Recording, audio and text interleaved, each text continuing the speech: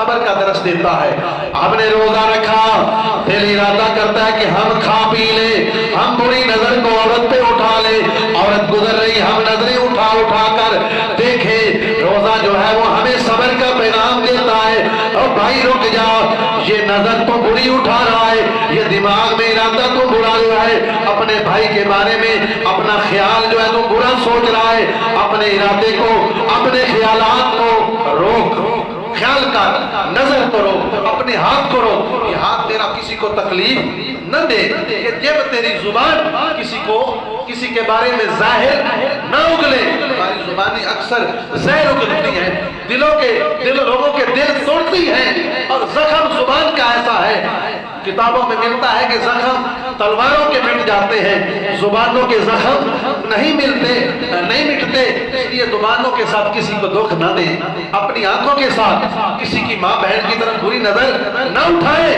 یہ اسے تکلیف ہوگی، اس کے بھائی کو پتا چلے گا اسے تکلیف ہوگی، اس کی ماں کو پتا چلے گا اسے دکھ ہوگا. اگر کسی کو گال دے گا اس کا بیٹا سنے گا. میں نے ایک بچہ دیکھا، اس کو کسی چودھری صاحب نے اس کے باپ کو مارا. یہاں پہ ایک بچے نے کہا کہ تیرے باپ کو فلاں نے چودھری صاحب نے مارا ہے. تو وہ بچہ چھوٹا سا تھا، اب اس نے سنا نا کہ میرے باپ کو فلاں چودھری صاحب نے مارا ہے، تو وہ بچہ یہاں پہ بیٹھ کے رونے لگ گیا.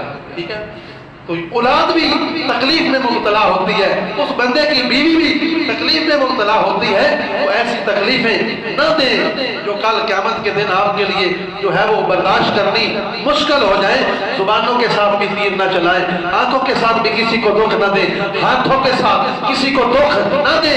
اپنے قدم برائی کی طرف نہ اٹھائے، اچھائی کی طرف، نیکی کی طرف اٹھائے. تو یہ روزہ ہمیں صبر اور تحمل کا پیغام دے کے جا رہا ہے. خواہشات تو بڑی ہیں، بڑی بڑی سوچیں ہیں کہ مجھے فلاں بھی مل جائے، مجھے فلاں بھی مل جائے.